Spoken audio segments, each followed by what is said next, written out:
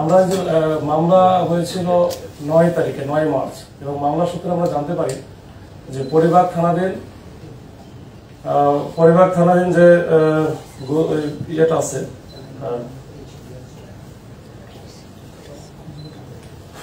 Garden tower, এই garden টাওয়ারে অবস্থিত হুইল ডিলস নামে যে গাড়ির শোরুম আছে, এই শোরুমের স্বত্বাধিকারী মাসুর নাইর, তিনি একজন জাপানিজ গাড়ির হচ্ছে ডিস্ট্রিবিউটর ইম্পোর্টার হিসেবে ওখানে কাজ করেন। তো গত 8 মার্চে সন্ধ্যার দিকে তার আগেই তার সাথে একজনের যোগাযোগ হয় যে সে হ্যারিয়ার গাড়ি নিতে চায়। এটা হয়তো অনলাইন থেকে সে নিয়েছে বা পাওয়ার কারণে তার সাথে যোগাযোগ করেছে এবং তার সাথে চ্যাটিং হয়েছে হোয়াটসঅ্যাপে। তো ওই প্রেক্ষিতে 7:30টার দিকে সে শোরুমে যায়। ওই সময় গাড়ির যে শোরুমের যে মালিক মাসুদ নাইন সে ছিল, তার চাচাতো ভাই শোরুমটা দেখাশোনা করে পিয়াল মাহমুদ সে ছিল। সে তাকে গাড়িগুলো দেখায়, দেখানোর একটা পর্যায়ে সে বলে যে গাড়িটা সে ছিনতাই করেছে, ওই গাড়িটা তার পছন্দ হয়েছে। তো পছন্দ হওয়ার পরে সে মাসুদ নাইনের সাথে কথা বলে একটা পর্যায়ে বলে যে যেহেতু গাড়িটা আমি নিব, এই গাড়িটা আমার একটু টেস্ট করে দেখা দরকার। তখন সে টেস্ট করার কথা বলে যে ড্রাইভ টেস্ট করবে, এই পিয়াল মাহমুদকে পাশে নিয়ে এসে ওখান থেকে রওনা দেয়। ওখান থেকে বের হয়ে সে টিএসসি থেকে আসে, টিএসসি থেকে ইউটার্ন করে আবার চলে আসে শাহবাগের যে এই মেট্রো রেল স্টেশন আছে, এই স্টেশনের কাছে আসার পরে সে গাড়িটা থামিয়ে কিন্তু যে পিয়াল মাহমুদ যে 7 সিটারে বসেছিল তাকে তার মাথায় পিস্তল ঠেকিয়ে তাই কিন্তু ওখান থেকে মৃত্যুর ভয় দেখে নামিয়ে দেয়। সে গাড়ি টান দিয়ে চলে যায়।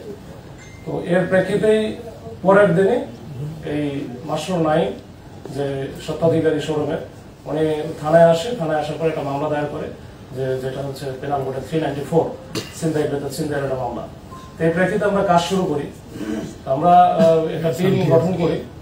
এই টিমের নেতৃত্বে আমি সহ আমাদের এসি মামুন, ওসি শাহবাগ সহ আমাদের একজন কনস্টেবল আছে রিমন, খুবই ভালো কাজ করে। তো ওদের নেতৃত্বে একটা টিম গঠন করার পরে এই টিমটা আমরা চেষ্টা করি যে সিসি ক্যামেরা পর্যালোচনা করি, ওইখানে আমরা স্থানীয় গোয়েন্দা সূত্র বা সবকিছু দিয়ে আমরা এটা চেষ্টা করি উদ্ঘাটনের জন্য। একটা পর্যায়ে আমরা এই আসামিকে শনাক্ত করতে সক্ষম হই এবং আসামির পিছনে আমরা লেগে থাকি। তো একদিন আমরা যে গত পরশুদিন রাত্রে ভোরের দিকে আমরা ওর অবস্থানে একটা পাই যে গুলশান থানাধীন যে 41 নম্বর রোড আছে, এখানে আমারই হোটেল আছে, আমার হোটেলের সামনে সে অবস্থান করছে। তো সেই প্রেক্ষিতে কিন্তু আমরা বড় একটা টিম আমরা যাওয়ার পরে ওখানে দেখি যে সে ওই গাড়িটা থামিয়ে রাখছে রাস্তার পাশে। তখন দুই পাশ দিয়ে আমরা ব্যারিকেড দেয়, দুইটা গাড়ি সহ আমাদের পিক আপ দুইটা সহ, এসি রমনার যে পিক আপ ছিল এর সাথে তদন্তের একটা পিক আপ ছিল, দুইটা গাড়ি আমরা দুই পাশে লাগাই দিই এবং সাথে কিন্তু আমরা একটা মোটরসাইকেল দুইটা রাখি। কিন্তু সে এত বেশি প্রফেশনাল, বিশেষ করে গাড়ি ড্রাইভ এত ভালো করতে পারে, সে এর মধ্যে যখন জানতে পারে যে তাকে পুলিশ আটকায় ফেলছে, সে কিন্তু সাথে সাথে ওখানে চেষ্টা করছে, মানে চরমভাবে চেষ্টা করছে ওখান থেকে বের হওয়ার। আমাদের দুইটা গাড়িকে সে মেরে দিচ্ছে, পেছনে যে মোটরসাইকেল ছিল মোটরসাইকেলের উপর উঠে দিয়েছে, কিন্তু তার চাকাটা আটকে যাওয়ার কারণে আর এখানে বের হতে পারে না। এমত অবস্থায় আমাদের যখন টিমটা তাকে ধরার চেষ্টা করছে তখন সে সাথে সাথে পিস্তল তার কাছে ছিল, একবার লোডকৃত পিস্তল, এই পিস্তল দিয়ে কিন্তু সে ফায়ার করার চেষ্টা করা শুরু করছিল, মানে পিস্তল নেওয়ার চেষ্টা করছে। এর মধ্যে তাকে আমাদের টিম ধরে ফেলে। তো ধরে ফেলার পরে আমরা তার কাছে আমরা পিস্তলটা পাই, 5 রাউন্ড গুলি ভর্তি পিস্তল। আর যে গাড়িটা ছিনতাই হয়েছিল, এই যে টয়োটা হ্যারিয়ার জিপ গাড়ি, সেই গাড়িটা তো ওইখানেই ছিল, ওই গাড়িটা আমরা সহ পাই। এরপর ওখান থেকে নিয়ে আমরা তাকে এই অবৈধ অস্ত্র রাখার জন্য যেটা আর্মস অ্যাক্টে যে মামলা, সেই মামলাটাও হয়েছে গুলশান থানায় এবং আমরা আজকে তাকে কোর্টে সেন্ড আপ করবো।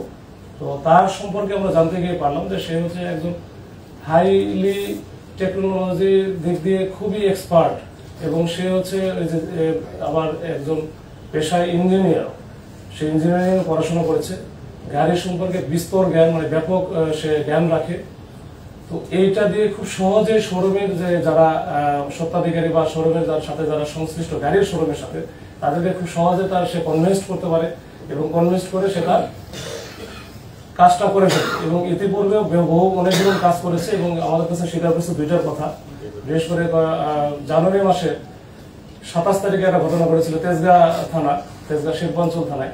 ওইখানে কিন্তু একইভাবে ওই যে মাথায় পিস্তল ঠেকে টেস্ট ড্রাইভের কথা বলে সারা একটা গাড়ি ওখানে নিয়ে যায়।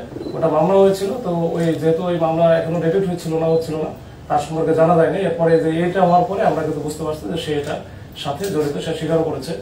আরো 2-3টা ঘটনা আছে। এখানে বাসায় গিয়ে মালিক সে যে ভাড়া নেবে, ফ্ল্যাট ভাড়ার কথা বলে কিন্তু সে ইতিপূর্বে বেশ কয়েকটা ঘটনা ঘটিয়েছে যে ওখান থেকে টাকা পয়সা বা নগদ টাকা পয়সা এবং সাথে মোবাইল সেট এগুলো কিন্তু ছিনতাই করে এসে যে মোবাইল সেটটা ছিনতাই করে ওই মোবাইল সেটটা দিয়ে কিন্তু এই কাজগুলো করে, যেটা আমরা আইডেন্টিফাই করা খুবই কঠিন হয়। এবং সে অ্যাপসে সবসময় হোয়াটসঅ্যাপে বা অন্যান্য অ্যাপসে কিন্তু কথাবার্তা বলে।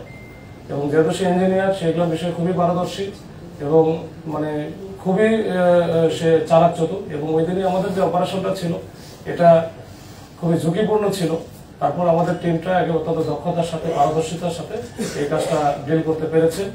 এবং তার মতো যে তার সাথে কথা বলে যেটা মনে হয়েছে যে সে একটু সাইকো আছে, সাইকো টাইপের, যে এই যে এটা নেশায় পরিণত করেছে। তার সামনে অনেক হয়তো পথ ছিল, পেশা, সে বইয়ের স্টুডেন্ট, তো সে অনেক তার সামনে অনেক অবারিত পথ ছিল, কিন্তু তার এটা একটা নেশা টাইপের। এবং সে এই যে আমারই হোটেলে যে গেছে ওইখানে কিন্তু সে নিয়মিত ওইখানে এবং আরো বিভিন্ন কিংফিশার বা অন্যান্য হোটেলে কিন্তু সে নিয়মিত মদ্যপান বা ওই যে ডিজে পার্টি বা এরকম টাইপের ওই সময়টা দেয়। যেহেতু সে প্রচুর টাকা ইনকাম করে, একটা গাড়ি নিলে এই গাড়িগুলোর আবার আরেকটা বিষয় আছে, এই গাড়ি নিয়ে যে গাড়িগুলোর তো কোনো কাগজপত্র তার কাছে থাকে না, তো সরাসরি কিন্তু বিক্রি করতে পারে না। এটা আবার ওই যে যার কাছ থেকে নিল তাদের সাথে আবার একসময় যোগাযোগ করে র্যানসম বা মুক্তিপণের টাইপের মতো যে 10 লাখ 20 লাখ, যেমন এইটার ব্যাপারে 20 লাখ টাকা সে অলরেডি দাবি করেছিল। এই 20 লাখ টাকা দিলে সে একটা জায়গায় হয়তো ফেলে রেখে আসতো বা দিয়ে আসতো, তাহলে টাকাটা সে পেয়ে যেত। এর আগে তেজগাঁ থানার ওটাও বলছে যে ওখানে 6 লাখ টাকা সে নিচ্ছে। এরকম আর কি, এই হচ্ছে তার নেশা এবং তার অবস্থা।